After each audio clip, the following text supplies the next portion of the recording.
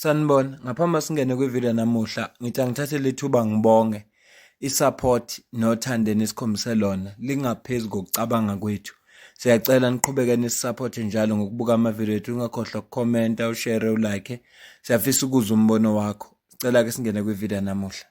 Ziyabuya ePhalamende kulezi nsuku njengoba kukhulunywa udaba lwebudget livotelwa ngama-department. UMinister we-Department of Higher Education and Training namhlanje uphinde wathula ibhajethi yakhe lapho i-portfolio committee ebekufuneka ikhulume khona besho ukuthi bayayisapotha noma bayisaphothi. Into engizoyenza la asizukumdlala uminister somfaka yedwa noSihlelonze. Into esizoyenza la sizocaphuna uchairperson we-portfolio committee okude ebuholitsia, kube umsezano MK party, kube usisi ukonsenkhohle igama lakhe we-DA. Ibona abantu esobadedela la bakhulume. Sizwe ukuthi bona bathini. Mhlawumbe uSihlelonze singamfaka, kodwa bengifisa ukuthi siqale sizwe ukuthi bathini laba njenge-portfolio committee bathini bona odabeni le-budget. The next speaker is the Honorable Letsia.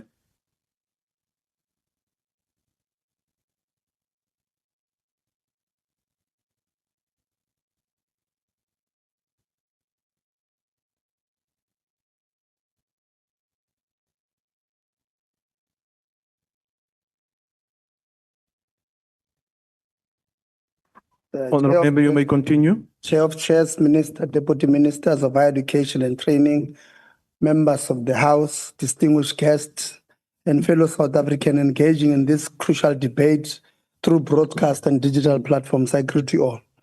It is a profound honor to rise in this House on behalf of the African National Congress, the historic leader of a democratic breakthrough and a movement entrusted with the responsibility to advance social transformation through state power.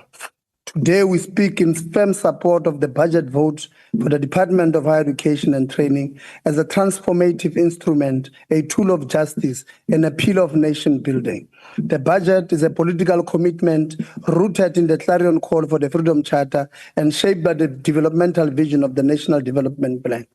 As we mark the 70th anniversary of the Freedom Charter, we recommit to its demand that open code, the doors of learning and culture shall be open to all closed code. The NC support for this budget is grounded in that enduring struggle to expand access, deepen inclusion, and build a peace sector that reflects the aspiration of a democratic developmental state. Education remains the most powerful weapon we possess to fight poverty, inequality, and unemployment. Through this budget, we are resourcing that fight. As parliamentarians and members of this committee, oversight is not just an administrative function, it is a solemn responsibility entrusted to us by the people. We will hold the department, NSFAS, universities, TVET colleges, and CITAs accountable. We will ensure that public resources are used efficiently, effectively, and transparently to deliver the NC's vision of an inclusive and accessible PSET sector. In this context, we commend the strategic direction the department has taken to expand access and inclusivity.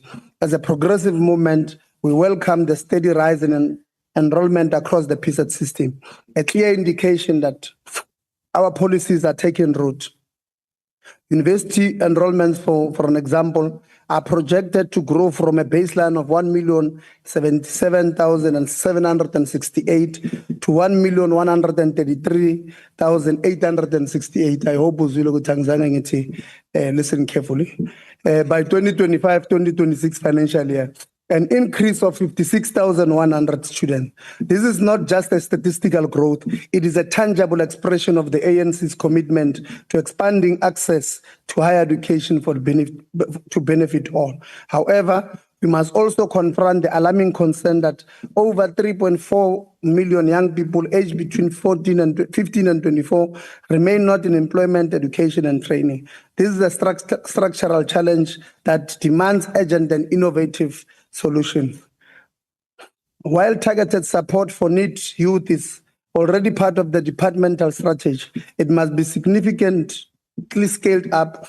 We need to expand the reach for community education and training colleges, and we're happy, Minister, you have just announced that you'll build 2, strengthen short skills program, and build agile partnership with industry to create real path for learning, work, and livelihoods. Alongside these efforts, we commend the department for its work in increasing funding for students with disabilities, upgrading ICT infrastructure, and continuing to roll out the student housing infrastructure program. This intervention reflects a holistic approach to access, one that the ANC will continue to champion as we deepen transformation across the PZ sector. However, progress must not blind us to shortcomings. We cannot turn a blind eye to ongoing challenges such as student accommodation crisis, where Black small business owners are facing non-payments from NSFAS, and many of them are about to lose their properties. Funding delays and defunding of students, an infrastructure backlog that continue to hamper the realization of accessibility to PZ system. We urge the department to address these challenges with the seriousness and the urgency they deserve. Alongside these efforts, we commend the department for its focused investment in community education and training. The CET infrastructure grant will support the construction of skill centers, workshops, ICT laboratories, and teaching facilities across all provinces. The investment ensures that CET colleges are equipped to meet local demand, while also benefiting much needed ICT upgrades that support them.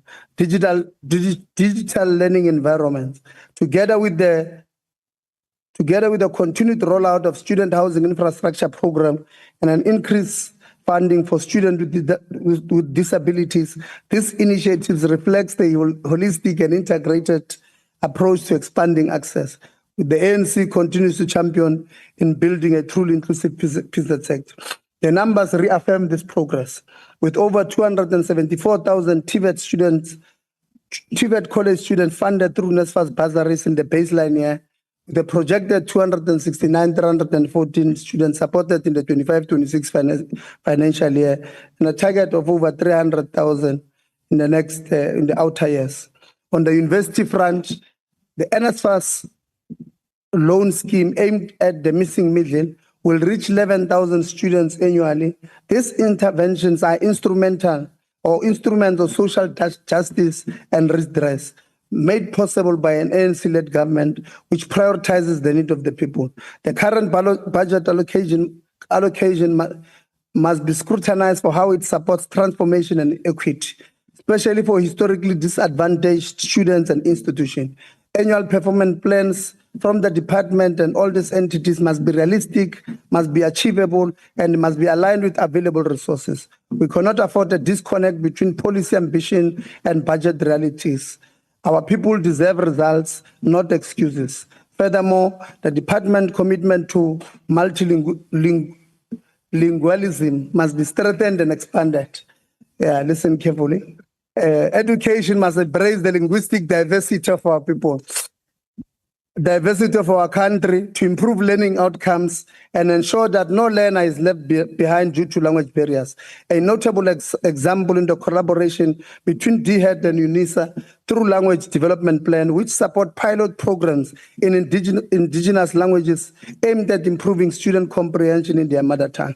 This initiative showcased through recent listen carefully again, multilingualism, roadshows in provinces such as Mpumalanga, the Western Cape and Northwest, reflect a practical step towards equalizing all official languages in teaching, learning, research, and support. The task before us is clear: to advance social transformation through a PZ sector is truly inclusive and accessible to all.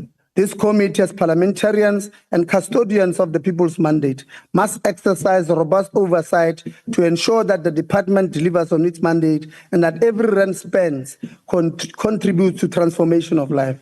The ANC leads this fight with courage, discipline, and vision. We owe it to the generation much before us and the millions of South Africans who look to us with hope. Together, we will open doors wider and keep them open, not just in policy, but in practice. To the people of South Africa, as we present this budget today for consideration, I ask you to listen and listen very carefully. I ask you to watch and watch very carefully. To those who will not be supporting this budget, many of them have already indicated that they are going to reject this budget on the basis that they do not believe that the minister should be a minister today, which is a very skewed reasoning. We want you to listen to them. When they reject this budget, we want you to remind them that they will literally be saying all poor students who are receiving NSFAS bursaries, all poor students who are getting their allowances must go home, sleep hungry, and not have a place to stay. This is what they will be saying to you. They will be saying to you, all small businesses in the sector who are providing accommodation to our students must close down. They must be saying all the owners of these properties must lose their properties. They will be saying all workers in our universities, our TVET colleges, and everywhere else must go home because those universities and TVET colleges must close down.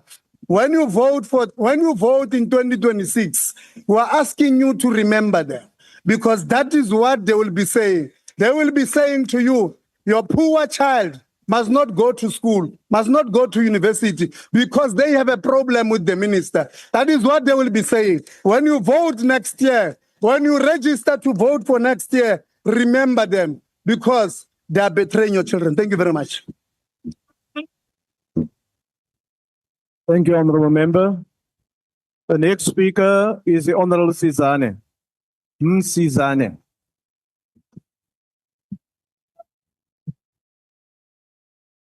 Order, Honorable Members.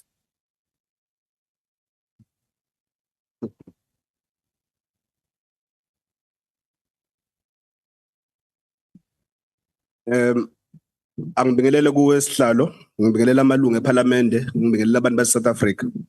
Njengomkhonto wesizwe party sifuna ukubeka kucaca ukuthi sifuna imfundo yamahala engezukugcina kuphela kwa undergraduate level but ezofika ku postgrad level. As umkhonto wesizwe party we call for free quality and decolonized education, which is why we unequivocally reject budget vote 17. We further reject this budget on the basis that we do not have the confidence in the ministry and certainly not in the accounting officer in the form of the DG, who is alleged of gross misconduct, fraud and corruption, yet the minister fails to suspend or even investigate him. So we're not rejecting this budget because of all the things that you are claiming, Chairperson. We reject it because we do not have confidence in the ministry and the department to oversee this budget. The 2025 APP budget vote stands as a cold, indifferent document that dares to speak of plans and progress, yet it is shamefully silent on the agony of thousands of students whose futures hang in limbo. Nowhere does it mention the sons and daughters who have labored through years of study only to find their certificates withheld, their dreams imprisoned behind unpaid fees. It is silent and criminally silent on the settling of historical debt that shackles the poor of our youth, the forgotten souls who have fallen through the cracks as the so-called missing middle. Today, as I speak to you, there are students sitting at home, degrees earned but worthless in their hands, not because they lack ambition, not because they refuse to pay, but because they simply cannot afford it. It is silent and criminally silent. It is silent and criminally silent on the settling of historical debt that shackles the poor of our youth, the forgotten souls who have fallen through the cracks as the so-called missing middle. Today, as I speak to you, there are students who are sitting at home, degrees earned but worthless in their hands, not because they lack ambition, but because they refuse, but because they simply cannot afford it. Tell me, how is it just that a child of a police officer who risks their lives and limp each day to keep our streets safe but must be denied future because of debt? How is it right that a child of a nurse who attends to the sick and broken in the dead of the night is locked out of progress because of fees? How can it be that a child of a social worker who fights tirelessly to mend the woods of society cannot claim the price of education because the price is too high? And how is it in a country that calls itself free, does a child of a teacher, the mother of all professions, sit at home, degree withheld simply because their parents cannot pay? Or in a worst case scenario, they are financially excluded. These are families who sacrifice their lives, time and service to this nation, yet they are punished by a cold, arithmetic of this NSFAS cap trapped in a system that tells them that you earn too much to help, but too little to pay. So we must rise and ask, does this budget really and truly serve the marginalized and the working class and the poor? Or is it merely a ledger of numbers, blind to the tears, the pain, and suffocated potential of those whose only crime is to be born into poverty? We demand a budget that speaks the language of justice, of transformation, and of humanity. Until then, we refuse to be silent. We refuse to be silent while the youth of this country are sacrificed to corruption, mismanagement, and elitist policies. The National Skills Fund, that has a 5 billion looted. We cannot ignore the scandal consuming the National Skills Fund. The Auditor General has exposed nearly 5 billion unaccounted for, money stolen from our unemployed youth and working class desperate for skills. This is not just mismanagement, it is an economic violence. Yet this budget proposes more pouring billions into the NSF despite the crisis of mismanagement and underspending of 3.7 billion last year alone. How can we trust an institution that cannot spend its funds effectively or even account for billions that have been lost? Let's address the issue of NSFAS, a program that is supposed to be a powerful lifeline for the disadvantaged, whilst we are still in pursuit of free quality decolonized education. However, instead, it was developed into a catastrophe of mismanagement. Over 128 million has been squandered due to fraud and ghost students. An additional 166.9 million has gone down the drain on extravagant offices leases and 18.6 million wasted on parking bays while our students are left to suffer. In 2024, the direct payment system failed drastically, forcing thousands of our students into homelessness, hunger, preventing them from purchasing textbooks or even basic sanitary products. The MK party demands that the NSF, the NSFAS be dismantled and rebuilt from ground up. Enough is enough. The betrayal of the poor must end. Thank you very much. Thank you, Honorable Member. The next speaker is the Honorable Maseko.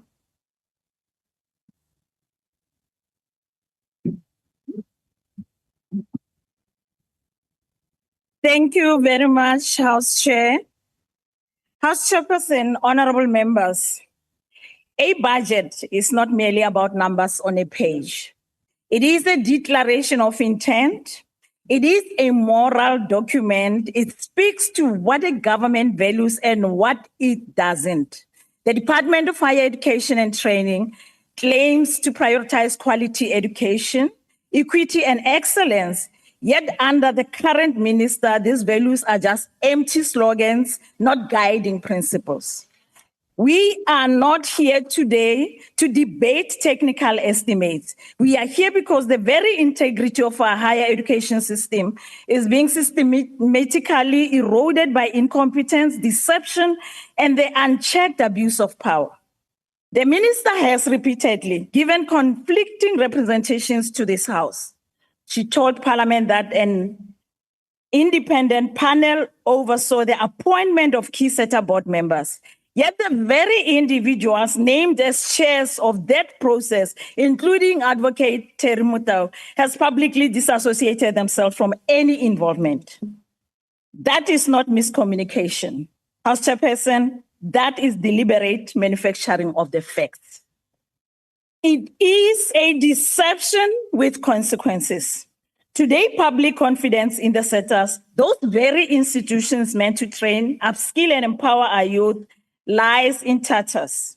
Politically connected individuals and ANC insiders have been gifted board seats not based on merit but on patronage. A jobs factory for comrades while millions of young sit unemployed, untrained, and forgotten. The road does not stop at the sitters. Despite the minister's empty assurances, NSFAS remains a disaster.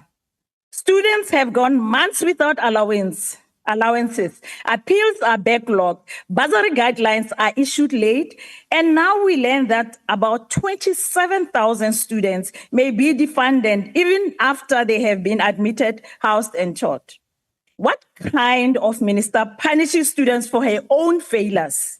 What kind of minister speaks of hope while gutting the very mechanisms that offer it?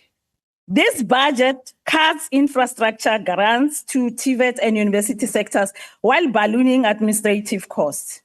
Colleges serving poor, rural, out-of-school youth receives just 2.2% of the department's budget. Meanwhile, consultants walk away with a whooping 22.8 million rand in advisory fees. A department that cannot even spend its allocated infrastructure grants now wants to advise itself on how to spend more. We are told that the department will deliver a just energy transition. But who will train the solar technicians and wind turbine engineers when TVET colleges still lack electricity, Wi-Fi, and qualified lecturers? A transition in name only is not just. It is delusion. House Chairperson, this is a department that has spent millions on forensic investigations, but its minister, the executive authority, has taken no action against officials implicated in fraud and maladministration. Not one disciplinary hearing and not one criminal charge, not one clawback of stolen public funds. Honorable members, when corruption is left unpunished, it becomes a policy. When incompetence is promoted, it becomes strategy. Under Minister Nkabane, both flourish. She has failed to fill critical vacancies. She has failed to protect the financial viability of NSFAS. She has failed to deliver student housing. She has failed to be honest with this parliament. And above all, she has failed our youth. The Democratic Alliance believes that our students deserve better than this. They deserve action. They deserve to have their budget treated with care. They deserve to have the billions earmarked for their future to benefit them, not the connected few. They deserve a minister with competence and integrity. They deserve a minister that treats their future as a mission, not a meal ticket. President Ramaphosa must remove Minister Nkabane without delay. The future of our youth depends on strong, ethical, caring leadership. And until there is accountability at the very top, every rent in this budget will be another drop in the leaking bucket. Honorable members, this budget, if implemented by an Honorable member, your time is now expired. Thank you. But to raise the future of our youth in the hands of this compromise, Honorable member, your time has will be expired. to pay. I thank you. The next speaker is the Honorable Lonzi. All honorable members. Chair of Chairs, perhaps we must quickly start by exposing the white lies of the Democratic Alliance, that it can support certain departments but not support other departments. There are 4 key budget votes in Parliament. The first is the fiscal framework and revenue proposals. It gives the budget bills the blueprint and sets the economic policy direction. The DA voted in support of this and it passed. The second one is the division of revenue bill. Now, this one deals with the allocation of national, provincial, and local government. The DA voted in support of this bill and it passed. We're now dealing with the appropriation bill, which allocates funds to individual government departments and programs. The DA cannot cherry pick. Voting for the appropriation bill means approving the entire budget, inclusive of all the departments. So let us be very clear, South Africans, the DA will vote for the appropriation budget, which funds each and every department, including the Department of Higher Education, including the Department of Human Settlements. The DA's narrative is a deliberate distortion at best, or sheer ignorance at worst.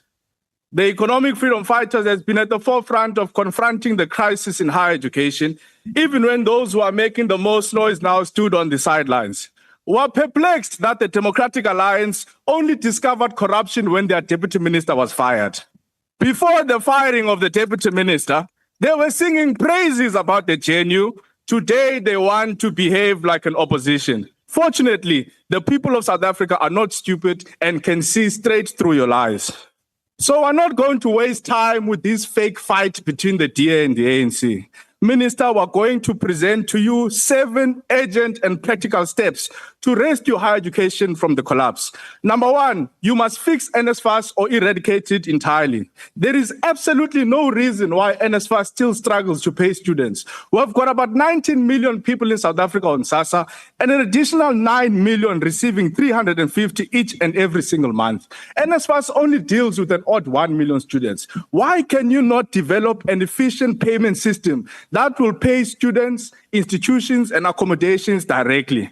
You have got 4 companies here, Minister, that NSFAS pays to pay students. But what makes this even more infuriating is that these 4 corrupt companies don't have FSP licenses. So the likelihood is that these middlemen also have their own middlemen to pay the students. What happens? NSFAS pays the corrupt fintech. The fintech has a middleman with an FSP license. Only thereafter do students get paid, a middleman of a middleman. The second thing you must do is to clean up the SETAs. You must blacklist corrupt board members, Minister. You must blacklist corrupt CEOs. Not this thing you're doing now. Someone gets suspended in one SETA, you take them and put them in a separate SETA. The third thing you must do, Minister, is to support the student debt bill of the EFF. We're going to keep laboring this point until it sinks in. It makes no sense why you withhold the certificates and qualifications of students who owe you debt, because they must use the same degrees to go and seek employment opportunities so that they can be able to have funding. You spend billions bailing out ESCOM, billions spent bailing out SAA. You are now going to spend 700 million rands on a useless national dialogue. Why don't you take that 700 million and bail out the youth of South Africa? The fourth thing you must do, Minister, is to declare a student housing emergency. I hope we are writing together with the deputy ministers. Introduce a 1 student, 1 bed policy by 2027. The state of student accommodation in South Africa is not only inhumane, it's gross negligence. Partner with municipalities, partner with human settlements. Introduced a BOT model for student accommodation. Invite progressive business to come, they build, they operate for a period of 15 to 20 years. Thereafter, they transferred back the buildings to government and our institutions.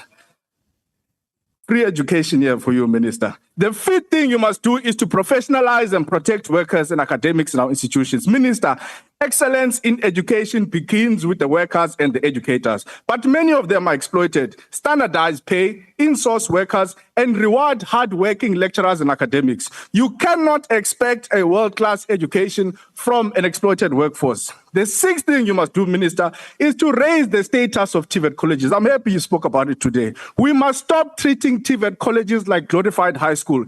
Give them more funding, equip their infrastructure, and market them with the same pride and passion that you do with institutions. By the way, Germany built its economy on artisans. South Africa can do the same.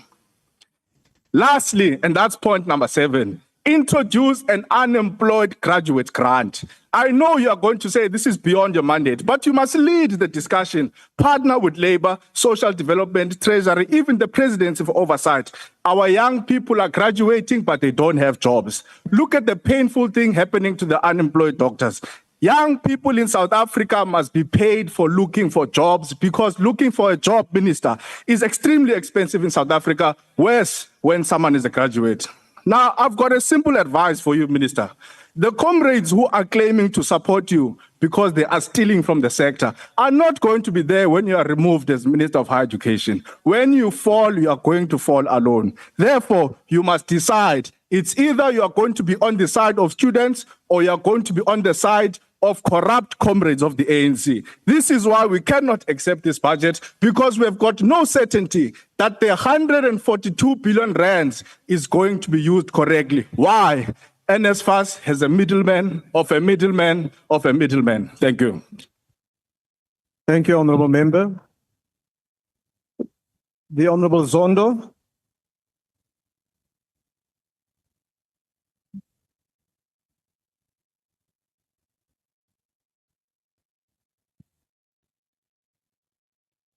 Please proceed, Honourable Member. Chair of Chairs, I'm being intimidated here to support this bill at all costs. But as IFP,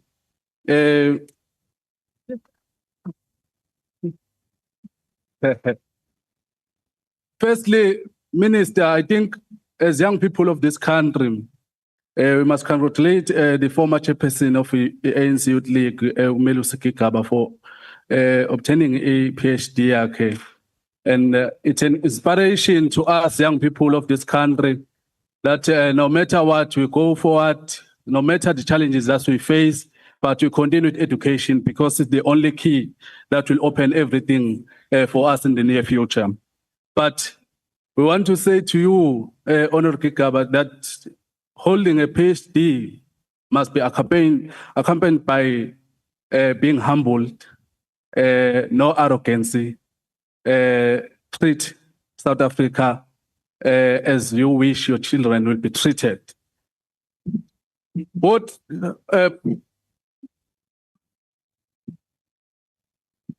I think Honourable Minister is disturbing me. No, honorable members, just calm down, please.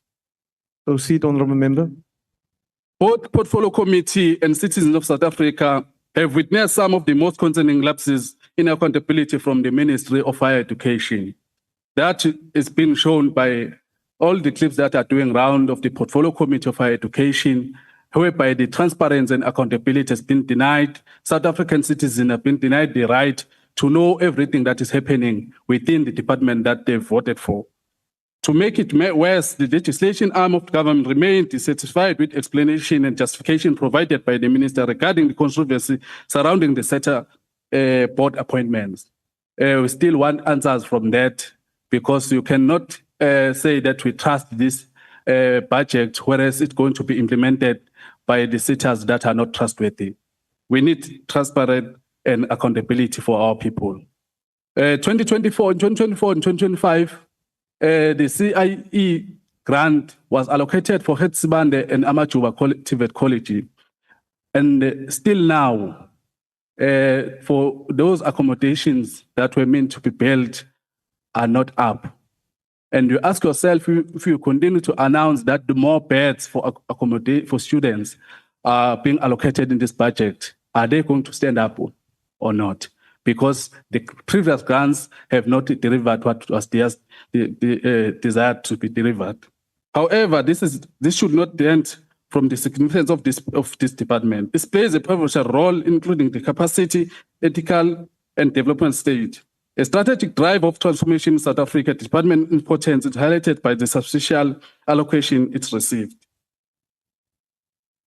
While we commit with the commitment to increase bed space in steps of the right direction, we urge the department to accelerate the effort of expanding accommodation capacity of the institutions of higher learning as a matter of urgency. On Chairperson, no amount of money can solve the problem if the underlying diagnosis is incorrect. Unfortunately, this appears to be the case with how this department is approaching the challenges within the TVET sector and NSFAS. Rather, addressing the root cause, such as a poor governance, systematic efficiency, and a lack of accountability, the department continues to allocate funds without a clear substantial strategy. As a result, we witness the recurring issues, including delay in payment, administrative backlogs, and the continued marginalization of students who rely on these systems for their education in the future. Without fundamental shift in how these institutions are managed and supported, the injection of funds will do really more than a mass deepening crisis. Honourable Chairperson, it's time when South Africa faces a structural youth unemployment crisis. What is urgently needed is bold, ethical, and visionary leadership to drive the skill development and innovation. In the context, the role of such a board is even more critical. SETA must function efficiently, transparent, and align with the national priorities to ensure that young people of this country are equipped with relevant and higher quality skills to open the pathway for employment and entrepreneurship. We cannot afford the dysfunctional or mismanagement institution means to serve the backbone of our skill development agenda. The department faces numerous challenges. It has remained a critical pillar of our development. The IFP will continue to close monitor the development of department, holding accountable where necessary. However, we firmly committed to principle of good governance. We will not hold the department hostage by the political gain. The IFP will support this budget because we are here to support and work along with the ministry to deliver what is required for our people. Thank you. Thank you, honourable member. Nama-political parties noma kungakhulunywa ini noma engaba iqiniso kangakanani for as long as leyo nto le isupportwa yi-ANC azoyisupport. Akukhathalekile yini. Engingawabala nje ambalwa, IFP, i-PA, angazi noma igudi ingxenye naye ne-Government of National Unity. Kodwa lama political parties lawo noma yini nebhosa nayo sengike ngayibona. Lawo ma political parties noma yini eshiwoyo. Mayisho i-ANC basuke ngempela bezoyisupport. Noma bengakhuluma ukuze ukuthi bona bayayigxeka kodwa ekugcineni kosuku bazoyisupport. Ilena ke ilo bengithi angikulethele yona. Sizofaka ivideo yesibili, ngiqena ukwenza ivideo ende. Sofaka ivideo yesibili sizwe ukuthi uAshley Souls yena uthini. Kodwa ngoba ku-PA obvious uzoyivotela le budget. Ngiyacabangela nje angikamuzi ukuthi uzothini. Kodwa ngenxa ukuthi ku-PA sengiyazi ukuthi uzoyisupporta le budget. Mina nawe sidibane kwivideo elandelayo, ngiyabonga.